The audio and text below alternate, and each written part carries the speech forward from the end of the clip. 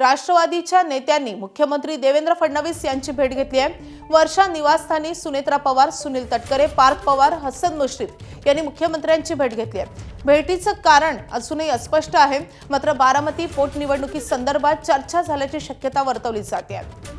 आता बारामती पोटनिवडणूक ही बिनविरोध करण्यासाठी राष्ट्रवादीचे प्रयत्न सुरू आहेत, मात्र दुसरीकडे काँग्रेस ठाम आहे। काँग्रेसनं एकच अट ठेवलेली आहे की अजित पवारांच्या अपघातासंदर्भात गुन्हा दाखल करावा, आम्ही माघार घेऊ। मात्र अजूनही गुन्हा काही दाखल होत नाहीये। या दरम्यान काँग्रेसची मनधरणी करण्याचे प्रयत्न राष्ट्रवादीकडून सुरूच आहेत। दुसरीकडे पार्थ पवार यांनी काँग्रेस संदर्भात केलेल्या विधानाचे आता वेगळेच परिणाम जाणवतात आणि या सगळ्या पार्श्वभूमीवर वर्षा निवासस्थानी राष्ट्रवादी काँग्रेसचे नेते दाखल झालेले आहेत। मुख्यमंत्र्यांची भेट घेतली जाते। आपले प्रतिनिधी निलेश बुधावले आपल्या सोबत आहेत। निलेश, महत्त्वाची अपडेट समोर येते। सुनेत्रा पवारांसोबत सगळे राष्ट्रवादीचे महत्त्वाचे नेते मुख्यमंत्र्यांच्या भेटीला गेलेले आहेत, नेमकं कारण काय? माधवी, मुख्यमंत्री देवेंद्र फडणवीस यांच्या भेटीसाठी वर्षा निवासस्थानी राष्ट्रवादी काँग्रेस पक्षाच्या राष्ट्रीय अध्यक्षा सुनेत्रा पवार, प्रदेशाध्यक्ष सुनील तटकरे, पार्थ पवार, जय पवार हे पोहोचल्याची माहिती आहे।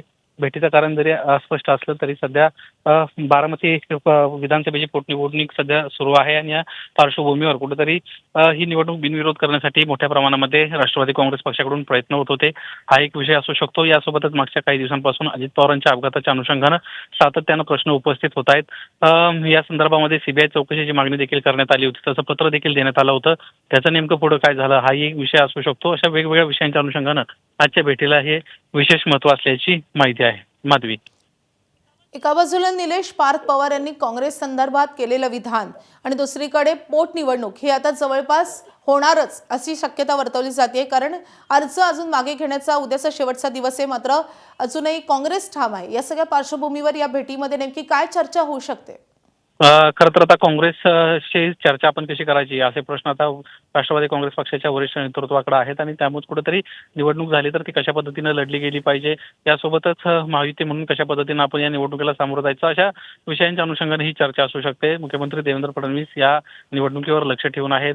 बारामती असेल, यासोबतच राहुरी असेल, या दोन्ही कुठेतरी बिनविरोध झाल्या पाहिजेत अशा पद्धतीची एक भूमिका आधीच त्यांच्या वतीनं मांडण्यात आली होती। मात्र आता निवडणूक जर होत असेल तर ती मग कशा पद्धतीनं लढली गेली पाहिजे या संदर्भातली देखील या बैठकीमध्ये चर्चा असू शकते।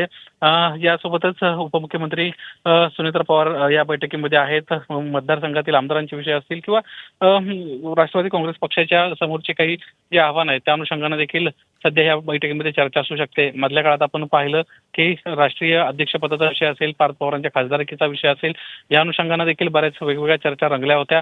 त्या संदर्भामध्ये काही तांत्रिक अडचणी आगामी काळामध्ये येण्याची शक्यता नाकारता येत नाहीये आणि त्यामुळेच यावर कशा पद्धतीनं सोल्युशन काढलं गेलं पाहिजे अशी देखील या बैठकीमध्ये चर्चा असू शकते। साधारणपणे अर्धा ते पाऊण तास झालं ही बैठक मुख्यमंत्र्यांच्या वर्षा निवासस्थानी सुरू आहे आणि या बैठकीच्या माध्यमातून या वेगवेगळ्या प्रश्नांवर कशा पद्धतीनं उत्तरं निघतील याचे सध्या राष्ट्रवादी काँग्रेस पक्षाकडून प्रयत्न होत असल्याचं आपल्याला दिसत आहे। माधवी, निलेश, या भेटी संदर्भात तुझ्याकडून वेळोवेळी अपडेट जाणून घेत राहू। सध्या धन्यवाद या सगळ्या सविस्तर माहितीसाठी।